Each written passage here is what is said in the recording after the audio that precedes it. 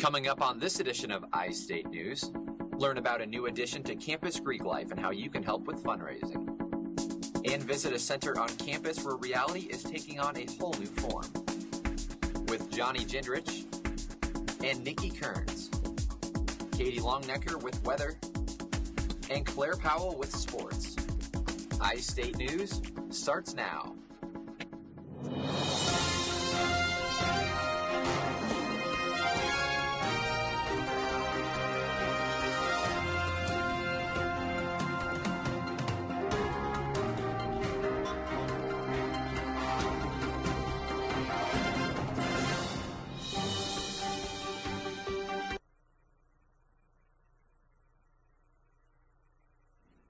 Welcome to the Thursday, March 22nd edition of iState News. I'm Johnny Jindrich. And I'm Nikki Kearns.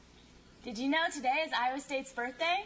The university was officially established on this day in 1858 by the legislature of the state of Iowa. The first official class entered in 1869 and the first class graduated in 1872. When it was first established, the university was known as the Iowa Agriculture College and Model Farm. ISU is a land-grant university and was established on the ideals that higher education should be accessible to all and that the university should teach liberal and practical subjects. First Lady Michelle Obama will be getting a helping hand in her personal White House garden from a few Ames residents. The second graders from Mitchell Elementary wrote a letter telling the First Lady about their community garden and how they're helping keeping their bodies healthy. They have planted seeds of lettuce, carrots, turnips, pumpkins, watermelon, potatoes, and more, and been enjoying having them during snack time. The First Lady then extended an invitation for the second graders to help visit Monday and help her garden be planted in Washington, D.C. Looking for ways to get involved in Greek life? Mackenzie Vogt and Nicole Gustafson have the details on a new sorority coming to campus. Many Iowa State students are aware of the Sloss House on campus, but few know that it has recently become home to a progressive sorority. Sophomore Christina Wieland is one of 15 members of Gamma Rho Lambda. Basically, our group in general is to be more progressive, oriented towards LGBT community, and kind of have a place where people can go to be involved in Greek life, but may not, feel completely comfortable in a traditional sorority or fraternity on campus. I personally didn't feel completely normal, you could say, within an original sorority that was already on campus. And so between myself and some of my friends, we've kind of been talking about it over the past few years. And it's just something that we finally found the right sorority we think that really matches our values and ideals as a group to really coincide with us. So. One of the main goals of the sorority is to help members feel accepted and supported by their peers. That was the first time that I had gone to an event, and they did a lot of team building things, a lot about the history of GRL and why it started, and educating potential members about why they might be interested in GRL, and then just kind of getting to know each other as students on campus, and giving that support so that if they saw each other on campus, they would know each other. GRL is selling donuts until Friday at noon to help raise money. Anyone interested in purchasing a dozen donuts for $10 can email Christina or Chris or stop by the Sloss House. They should stop by and get donuts because they're Krispy Kreme donuts, and they melt in your mouth, and they're amazing, and it's a great way to show your support for an organization that's trying to get started. For iState News with Mackenzie Vogt, I'm Nicole Gustafson. Worries at the gas pump are on the rise yet again. Families are concerned with summer vacation plans because the cost of gas has soared above $4 in many states and could top $5 by summer months. In a recent Gallup poll, 85% of adults think Congress and the President need to take immediate action to control the rising prices. The 86-year-old Iowa restaurant franchise Made Right will grow by 22 locations within the year. Expansions are in states where the restaurant chain has not yet had operations, including North Carolina, Florida, and Ohio. The chain's new menu has sparked an interest for franchisees with the addition of more healthy foods, including turkey and salads. The recent additions will mean the brand has 74 restaurants in 14 states. The 132nd Fighter Wings, F-16s, may be staying in Des Moines after months of economical speculation. A group of governors led by Terry Branstad have drawn up a new defense spending plan that will keep the F-16s in Des Moines. The council proposal calls for a reduction of 2,000 Guard personnel nationwide instead of the Air Force's 5,000. Pentagon officials are scheduled to meet Friday to consider the new plan. One center on campus is looking at reality in a different way. As we learned from Jen Hakey, Alyssa Weiss, and Katie Longnecker, the Virtual Reality Application Center is creating new technology right here on Iowa State's campus. Many Iowa State students come in here to Howe Hall for different classes or lectures. What they may not realize is that this building is actually home to some of the most advanced technologies in the world. We went into the Virtual Reality Application Center to see what it was all about. The VRAC has been on Iowa State's campus since 1990 and develops new technologies for major companies such as John Deere, Boeing, and the Department of Defense, while also providing opportunities for students. Associate Director Stephen Gilbert oversees several of the projects. The VRAC tries to be an interdisciplinary hub of expertise on simulation, on interfaces for complex systems, and on how to help people make decisions from complex data. For those of us who aren't as tech savvy, Marisol Martinez and other students of the program make technology a little more simple. I think it's about just bridging that gap between what an engineer does and what people actually need. So learning all those things and how humans think and things like that. Students from all different backgrounds can work at the VRAC. So I would say a large number of the students are going to be engineers or computer science, but then there's a healthy dose of people from design. One of the most innovative tools that the VRAC has is the C6, a fully immersive virtual reality cube. This is used by clients such as Boeing and the Department of Defense. Director Jim Oliver believes this is the way of the future. We have not, the C6 is the flagship. There's only two like it in the world, and one is here. The other one's in Saudi Arabia. It is by far and away the highest capacity immersive cave in the world. So, the C6 is a very expensive device, but as technology continues to advance, that kind of technology will become more and more accessible. The VRAC is constantly working with students and companies to explore new ways of thinking through innovative technology.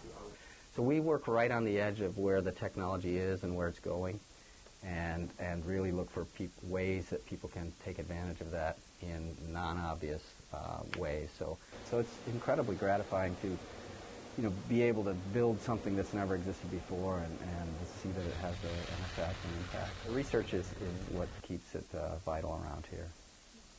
For Jen Hakey and Alyssa Weiss, I'm Katie Longnecker for ISU TV. More information on the VRAC can be found at www.vrac.iastate.edu. A 46-year-old Iowa man has pleaded guilty to rape after being sentenced for raping 2 women in Nebraska. The Omaha World Herald reports Todd Mills made his pleas Wednesday in Council Bluffs. Mills had been originally charged with 4 counts of kidnapping and sexually assaulting 4 women in Iowa from 2008 to 2010. Mills was sentenced in Nebraska and is set to serve 140 years in prison. Iowa State will hold its annual Relay for Life event this Friday night. The 12-hour event held in Lead Recreation Center raises money for the American Cancer Society. More than 1,000 Ames residents and students have signed up for the event. Throughout the night, attendees and volunteers will hear stories of local cancer survivors and share their own experiences with friends and neighbors. The event has already raised over $30,000 and expects to bring in more donations in the days leading up to the event. Coming up after the break, find out about a missing California teen and a strange noise in Wisconsin. Stay tuned, you're watching iState News.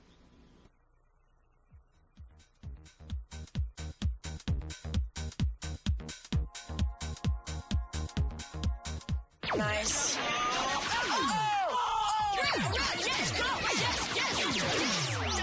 No. Come on.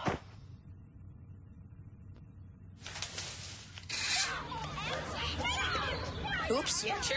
Let's go. Moms everywhere are finding ways to keep kids active and healthy.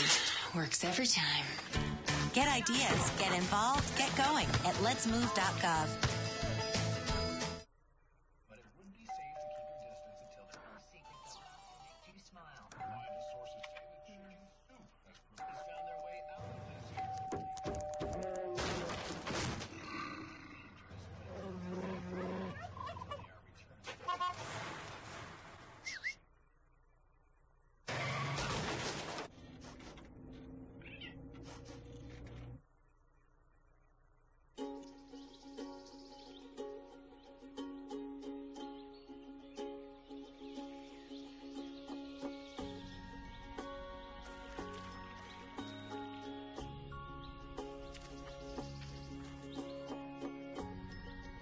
Getting closer to nature can get you closer to your family.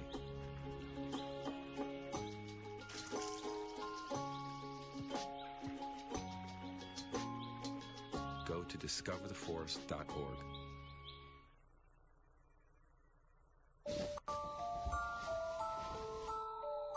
Is your money keeping you up at night? You can sleep a lot easier when it's in bank accounts insured by the FDIC. In more than 75 years, no one has ever lost a penny of insured deposits. That's a lot safer than under your mattress. Visit Edie the Estimator at myfdicinsurance.gov. Then you can sleep well. Welcome back to iState News. Taking aspirin every day may provide long-term health benefits. 3 new studies published by the Lancet Medical Journal add to mounting evidence on the drug's anti-cancer effects. Experts warn that there is still not enough proof to recommend it to prevent cancer cases. The trials were designed to compare aspirin with no treatment for the prevention of heart disease. Previous work suggested people needed to take the drug for about 10 years to experience cancer prevention benefits. An Iowa law passed this year could become a national law as well. Caden's Law strengthened penalties for drivers who illegally pass school buses. The law is named after Caden Halverson, an Iowa girl who was killed by a hit-and-run driver as she got off her school bus. Iowa Representative Bruce Braley introduced the national version of Caden's Law on Wednesday. The National Association of State Directors of Pupil Transportation Services estimates that 16 children die each year when drivers illegally pass school buses. A California teen went missing last Friday after she left her mother's house.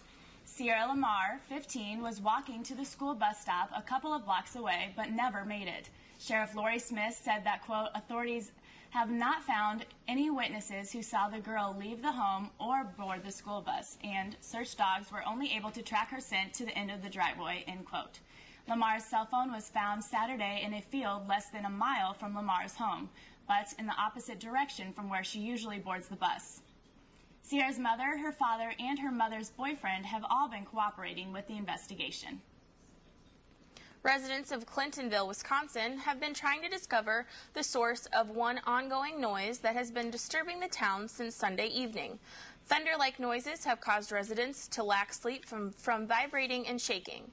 The noises happen at scattered times during the day and have been investigated with no luck as to what is causing it.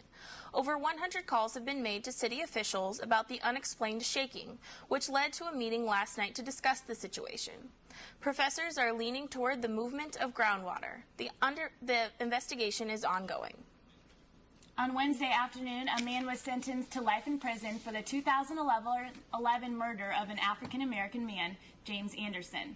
Daryl Dedman pleaded guilty to murder and hate crime charges before a judge in Jackson, Mississippi, causing him to be sentenced to 2 life in prison concurrent terms. Dedman allegedly beat Anderson repeatedly, yelling racial slurs. Then Dedman drove over the body, leaving him there to die. The family has also filed a wrongful suit against all 7 of the white youths who were present at the beating of Anderson. Morris D., chief trial counselor for the Law Center, said Anderson lost his life for no other reason than the color of his skin, and that those responsible must be held accountable for their deadly actions. President Obama has announced his approval of the construction on the Keystone Oil Pipeline. The president visited Oklahoma oil country yesterday to put his personal stamp of approval on the southern leg of the project. This portion does not actually require the president's approval because it does not cross international borders. The entire 1,700-mile-long pipeline construction has been yet to be approved. The news comes weeks after the president nixed the TransCanada Corporation's Keystone Pipeline project. Environmental concerns over the project continue to stymie progress. 2 men on opposite sides of Florida were killed by the same train. The investigation continues after the tragedies happened on Friday. The train was assigned a new crew after the incident. Then, just hours later, and 435 miles away, a second man was killed. Florida East Coast Railway Train 210 was traveling north from Miami. A spokesman for the Brotherhood of Locomotive Engineers and Trainmen said that this trauma is the worst to happen to a train engineer. After 4 decades, Harvard University announced Wednesday that they will allow an Army ROTC office on campus later this year. The ban occurred because of discrimination against gay and lesbian troops during the Vietnam War. Thanks to the 2010 government policy called Don't Ask, Don't Tell, many universities, including Columbia and Yale, have welcomed the ROTC programs back to their campuses. A man was rescued in Northern California after several hours stuck inside a wheat silo. Officials believe that he walked onto a pocket of grains that had not yet settled, sucking him into the silo. Firefighters had to suction out much of the wheat from the silo before the man could be pulled out. The man was flown to UC Davis Medical Center for treatment and was listed in stable condition. Federal investigators arrived at a single-engine plane crash Wednesday that killed 3 people aboard. The plane went down at 11:12 a.m.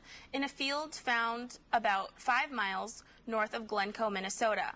Witnesses say they heard a popping noise shortly before the impact of the plane crashing. McLeod County Sheriff Scott Raymond said that all 3 passengers were adults, but their names are not being released yet. The Federal Aviation Administration and the National Transportation Safety Board is expected to investigate the crash. After a 31-hour standoff, French authorities and the suspected slayer of 7 ended in a dramatic gunfight. Mohamed Mira, suspected of killing 3 children and 4 others, died in the raid. French authorities said the suspect was in hiding in the bathroom when an elite squad raided his apartment. Mira was about to jump off of a window when he was fatally shot by a sniper. Mira had pledged to turn himself in on Wednesday, but failed to do so, officials said. And now Katie joins us. Katie, how's the weather looking? Well, it's going to rain again tomorrow, but by this weekend it'll be nice and sunny. So I'll have all the details after this. Stay tuned. You're watching iState News.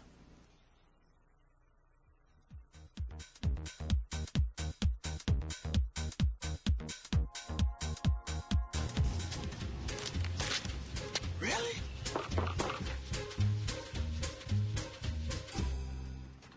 Buzz, what's up, man?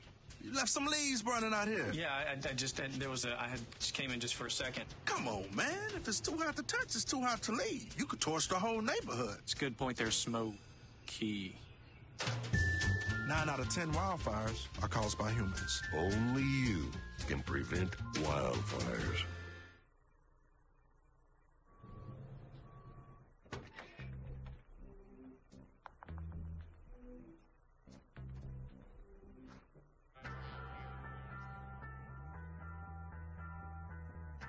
When you throw away money on wasted electricity, you're throwing away everything you could have bought with it. Saving energy saves you money. Learn more at energysavers.gov. Green, green, green. It's your home, it's your dream. Radon testing, keep it healthy and clean. Make it green, green, green. Making it green starts from the ground up, so make sure the air in your home is healthy for your family to breathe. Test your home for the presence of radon. Go to epa.gov/radon. Make it green, green, green.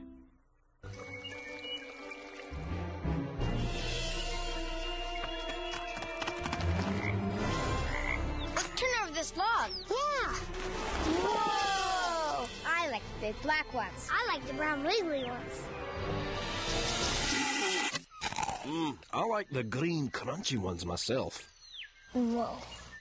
Get out and explore nature. There's surprises everywhere. Go to discovertheforest.org. Anyone up for dessert? Welcome back to iState News. I'm Katie Longnecker here with your weather. Before we get into the forecast, we should take a look outside and see how everything's looking out there. It has been kind of rainy and kind of just muddy and gross all day, unfortunately, but by the end of the weekend, hopefully everything will be better. It'll be sunny and looking nicer, but if you are heading out today, you should definitely grab an umbrella just in case, because it has been raining off and on all day. So as we head into our forecast, as I said, it's 65 degrees today with off and on showers and a wind in the southeast from 5 to 10 miles an hour. As we go into our day planner, it's really not going to cool off that much tonight, which is very nice. It's going to be 60 at midnight and then 58 by 8 a.m.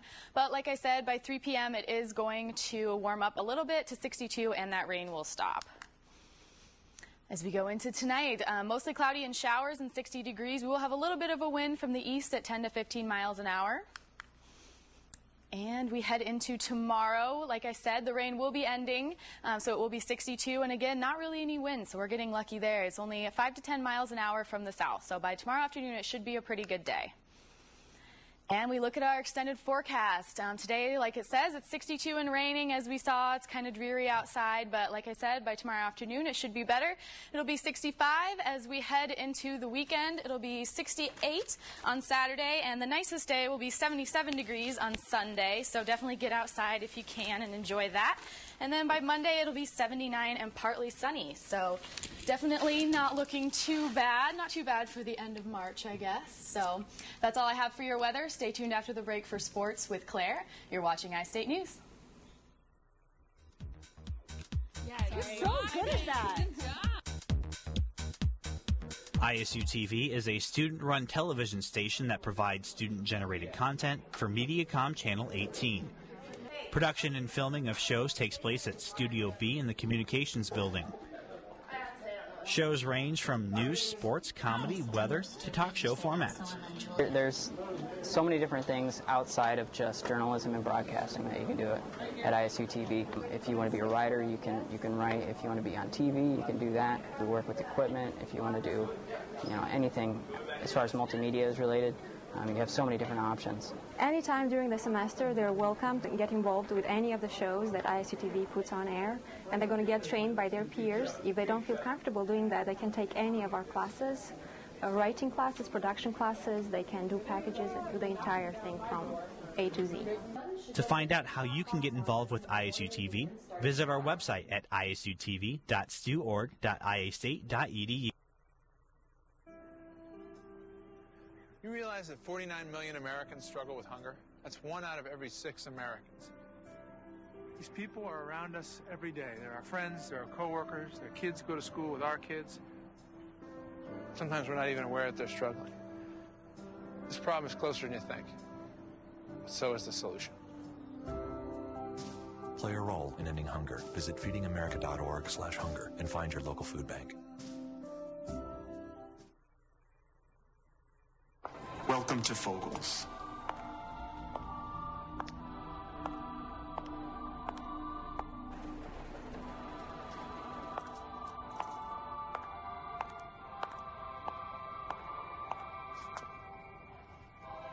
Beautiful, isn't it? You expect options everywhere else. Why not with your medical treatment? Talk with your doctor to explore all your options and find what's right for you. Visit ahrq.gov. Well, Cyclone fans, it's official. Royce White is headed to the NBA. All that being said, it's been decided, by the people that I trust that, becoming a professional is probably what's best. So I won't be returning next year. Iowa State. Again, thank you to the Cyclone Nation and everybody who supported me in this journey. The 20-year-old Minneapolis native held a news conference on Wednesday and addressed media to tell everyone his intentions to turn pro. During the news conference, White thanked a number of people, including Iowa State and the city of Ames, which he said, quote, gave me my life back, end quote. White said he consulted with Coach Fred Hoiberg, who he called an idol and a friend, on the decision, and the coach said Wednesday that he thought it was the best decision for White and his future. Going forward, White said he will begin heavily preparing for the NBA draft on June 28th. Iowa State gymnast Celine Paulus was named Big 12 Gymnast of the Week on Tuesday. Paulus earned the honor after nearly leading the Cyclones past number 6 Nebraska on Saturday. Paulus posted a career-high 39.5 all-around score, which is the highest in the Big 12 this season. It was also the highest score by an Iowa State gymnast since 2007. In the same meet, Paulus also tied her career high on the floor and bars, taking home a share of the first-place title on the floor. Paulus and the other Cyclone gymnasts will compete at the Big 12 Championships this Saturday. Switching to national sports news, the NFL dropped the proverbial hammer on the New Orleans Saints on Wednesday. The league suspended Saints head coach Sean Payton for a full year without pay, as well as former defensive coordinator Greg Williams indefinitely for their parts in a bounty system instituted under their watch. While the assistant coach in New Orleans, Williams orchestrated a system in which the Saints defenders were paid for intentionally injuring opposing players. According to the NFL, Payton knew about the system and repeatedly lied about it, which led to the first suspension of an NFL head coach. The suspensions are thought to have sent a loud and clear message to the rest of the league. And brace yourself, New York, because Tebow Mania is coming. Former Denver starting quarterback Tim Tebow was traded to the New York Jets on Wednesday after the Broncos signed Peyton Manning. Denver received 4th and 6th round picks from New York, and the Jets got a 7th round selection in addition to Tebow. The Jets will also pay $2.53 million of the $5 million salary advance due to Tebow, who will be a backup for Mark Sanchez. Drew Stanton, the Jets' other backup, is reportedly unhappy and has asked to be traded or released. A 5-time NBA champion Derek Fisher has signed with the Oklahoma City Thunder. The point guard, who played the majority of his career with the Los Angeles Lakers, agreed to a contract in Oklahoma City yesterday. Fisher was placed on waivers by the Lakers last week and was due to earn $3.4 million next season under the term of his contract with the Lakers. Fisher will likely see playing time with the Thunder's backup point guard Eric Maynor out with injury. Stay tuned. You're watching iState News.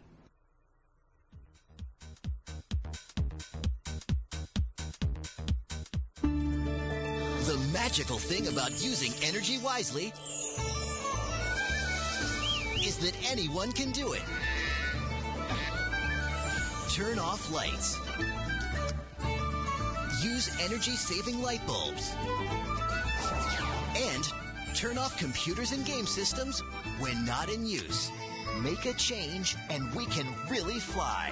Grab a grown-up and go online to energy.gov/kids.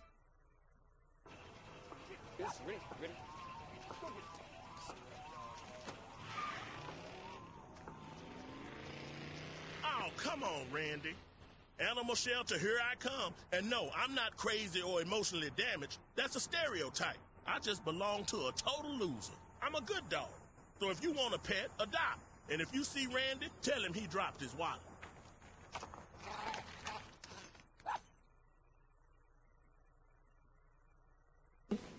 Insider plans to assist a death row inmate escape were foiled this week. Police charged the inmate's boyfriend and a prison guard on multiple accounts. The youngest woman on death row, Krista Gale Pike, was charged in 1995 for killing a fellow classmate when she was just 18 years old. Her boyfriend, Donald Kohut Jr., wrote her letters, visited her face-to-face, and enlisted the help of guard Justin Heflin. The men were charged with bribery and conspiracy to commit escape. Astronomers claim that Jupiter may be having a change at heart, literally. The rocky core in the biggest planet is liquefying and melting, which could help scientists and astronomers learn more about the discovery of a strange planet outside our solar system. Scientists have always wondered what goes on inside the giant planet, and with more research, they can learn more about the change and mysteries of science and planets. Scientists do not know what the melting core will do to the planet, but are closely watching for any major changes. Firefighters from Sedan, Minnesota. Okay. Well, thank you for watching iState News. That's all we have for today. Tune in next week for more news, sports, and weather. Thanks for watching.